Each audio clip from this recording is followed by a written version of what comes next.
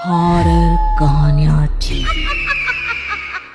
बरसात की रात। नवीन घबराहट के मारे किसी से अपनी जान बचाकर जंगल की झाड़ियों के बीच तेजी से भाग रहा था, लेकिन तभी अचानक वो एक बड़े पत्थर से जा टकराता है। नवीन किसी तरह अपने आप को संभालते हुए खड़ा होने की कोशिश करने लगता है, लेकिन तभी उसे सामने वाले पेड़ पर एक जवान लड़की झूलते हुए दिखाई देती है। उस लड़की की आंखों से खून बह रहा था। इससे पहले कि नवीन कुछ समझ पाता, वो लड़की नीचे गिर जाती है और सीधा नवीन की गर्दन पकड़कर जोर जोर से चिल्लाना शुरू कर देती है। अगले ही पल बिस्तर पर लेटा नवीन एक चीख के साथ उठ पड़ता है। अरे क्या हुआ नवीन, तूने फिर से हमें डरा दिया। जब से तू इस कमरे में आया है तब से रोज रात का यही नाटक है तेरा। हाँ यार, जब देखो तब तू आधी रात को इसी तरह चिल्लाकर नींद से जाग जाता है और तेरी वजह से हम सभी बहुत घबरा जाते हैं। अरे यार, आखिर ये चक्कर क्या है? मुझे नहीं पता।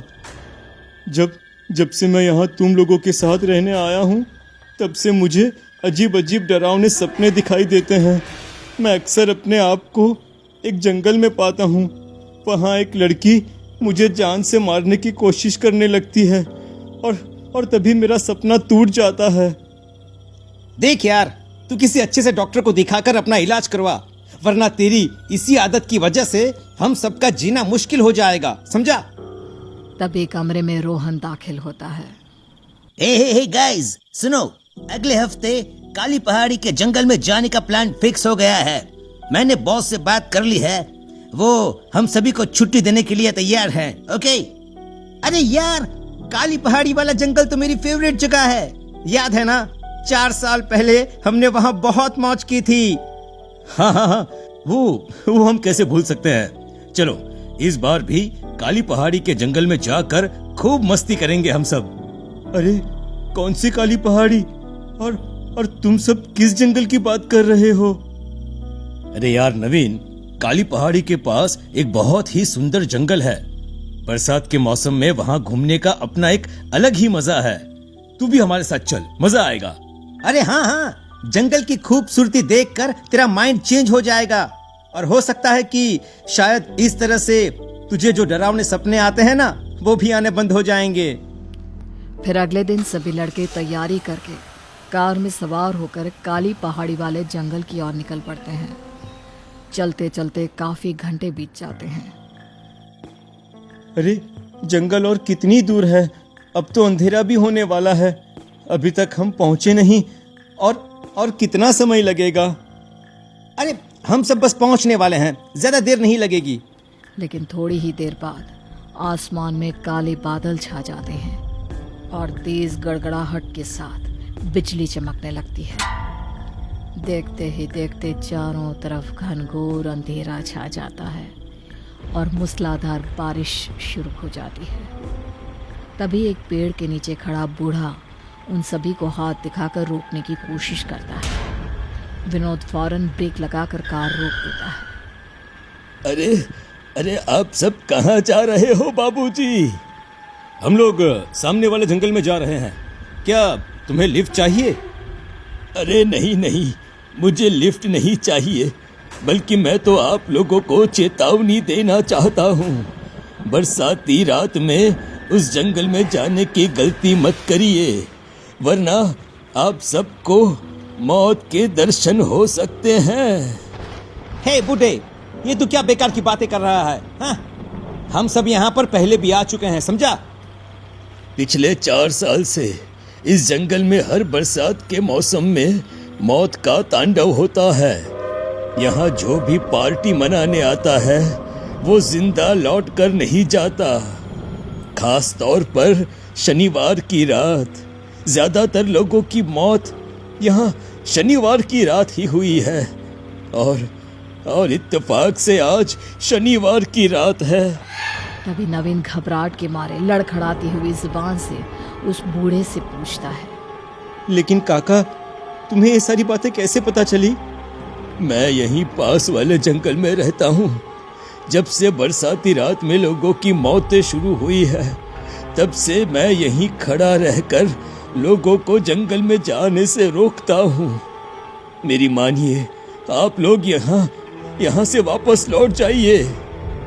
ए सुने बुड्ढे, हम बढ़ाए हुए कदम कभी पीछे नहीं लेते हैं, और अब तो हम जंगल में पार्टी करके ही जाएंगे, समझा? चल हमारा रास्ता छोड़ छोड़। उसके बाद विनोद कार चलाना शुरू कर देता है। कार थोड़ी ही दूर गई थी कि तभी एक ढलान पर उन्हें एक लड़की खड़ी दिखाई देती है। अरे विनोद, देख सामने एक लड़की खड़ी है यार, लगता है उसे लिफ्ट चाहिए। यार देखने में तो बहुत ही अच्छी लग रही है, चलो चलो उसे कार में बिठा लेते हैं। अरे नहीं नहीं, इस तरह किसी अनजान को कार में बैठाना ठीक नहीं होता। मैंने सुना है कि जंगल के आसपास लुटेरे इसी तरह लड़की का जाल बिछाकर राहगीरों को लूट लेते हैं। अरे चुप कर यार नवीन, तू एक नंबर का डरपोक है और हमेशा अपनी बातों से हमें डराने की कोशिश करता है। अरे बरसाती रात में लड़की का साथ मिल जाए तो फिर पार्टी के मजे ही मजे हैं। अरे अपने मजे 2 गुना बढ़ जाएंगे। चल विनोद, कार रोक। उसके बाद विनोद लड़की के सामने कार रोक देता है। लड़की ने अपने चेहरे पर स्कार्फ बांध रखा था। मैं सामने वाले जंगल में कुछ जड़ी बूटियां लेने जा रही हूँ, क्या आप लोग मुझे वहाँ तक पहुँचा देंगे? अरे हाँ हाँ, हम सभी जंगल के अंदर ही जा रहे हैं, चलो आ जाओ, कार में बैठ जाओ। उसके बाद लड़की कार में बैठ जाती है। विनोद फिर से कार चलाना शुरू कर देता है। थोड़ी देर के बाद कार एक खंडहर के पास पहुंच जाती है। दोस्तों, इस खंडार को देखकर कुछ याद आया। अरे हाँ हाँ, पिछली बार हमने ही तो पार्टी की थी और वो लड़की हमें यहीं मिली थी। कौन सी लड़की? किस लड़की की बात कर रहे हो तुम? अरे कुछ नहीं यार, कुछ नहीं, तू नहीं समझेगा, ये हमारे आपस की बात है। फिर विनोद खंडहर के सामने कार रोक देता है। उसके बाद नवीन को छोड़कर वो अपने दोनों दोस्तों के साथ कार से बाहर निकल आता है। ये लड़की खुद हमारे जाल में फंसने आई है। आज रात हम इसे ही अपना शिकार बनाएंगे। अरे यार ये सब तो ठीक है, लेकिन नवीन का क्या वो हमारा साथ देगा? अरे यार, लड़की और शराब के नशे में तो अच्छे अच्छे अपने घुटने टेक देते हैं, फिर ये नवीन क्या चीज है? 2 घूंट अंदर जाते ही इसकी ईमानदारी छूमंतर हो जाएगी। फिर वो सभी लड़के नवीन को भी कार से नीचे उतरने के लिए कहते हैं। रोहन उस लड़की के पास जाकर उससे मीठी मीठी बातें करने लगता है। देखो सुनो, बरसात काफी हो चुकी है और चारों तरफ ठंड पड़ रही है, तुम काफी भीगी हो। हम सभी यहाँ पार्टी करने के मूड में आए हैं, तो तुम भी हमारे साथ आ जाओ और बियर पी लो, वरना तुम्हें ठंड लग जाएगी और तुम बीमार भी पड़ सकती हो। हाँ हाँ, मुझे बियर पीना बहुत पसंद है। यह सुनकर नवीन के दोस्त खुश हो जाते हैं। फिर वो सभी खंडहर की ओर चल देते हैं, लेकिन खंडहर में जाते ही अचानक वो लड़की अपने चेहरे का स्कार्फ हटा देती है। उसका चेहरा देखकर नवीन के दोस्तों की आंखें फटी की फटी रह जाती है। अरे ये तो वही लड़की है यार। हाँ, लेकिन ये जिंदा कैसे हो गई? इसे तो हमने अपने हाथों से मारकर इसी खंडर के पास दफना दिया था यार। तभी वो लड़की एक चुड़ैल की तरह डरावनी बन जाती है।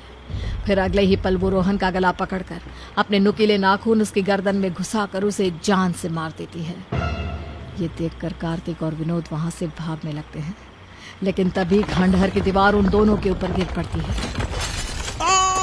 नवीन, हमें यहाँ से बाहर निकालो। हाँ, मैं अभी तुम्हारी मदद करता हूँ। उसके बाद नवीन दोनों को मलबे के नीचे से निकालकर दोनों की पिटाई करने लगता है। अरे ये क्या तू हमें मार रहा है? आखिर ये सब क्या है?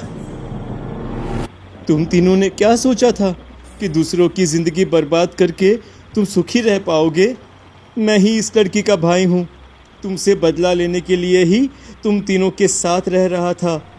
रोहन तो मर चुका, अब तुम दोनों को मारकर मैं अपना बदला पूरा करूँगा। उसके बाद नवीन लगातार उन दोनों पर चाकू के कई बार वार करके उनकी गर्दन काट कर अलग कर देता है। देखते ही देखते दोनों तड़प तड़प कर मर जाते हैं। भैया, इन जालिमों को इनके किए की सजा मिल चुकी है। मेरा बदला पूरा हो गया है, इसलिए अब मैं यहाँ से जा रही हूँ। अपना ख्याल रखना। उसके बाद वो लड़की दूर घने जंगल में गायब हो जाती है। फिर नवीन भी किसी तरह जंगल से बाहर निकलकर वापस शहर लौट आता है। इस तरह नवीन की बहन की तड़पती आत्मा को शांति मिल जाती है।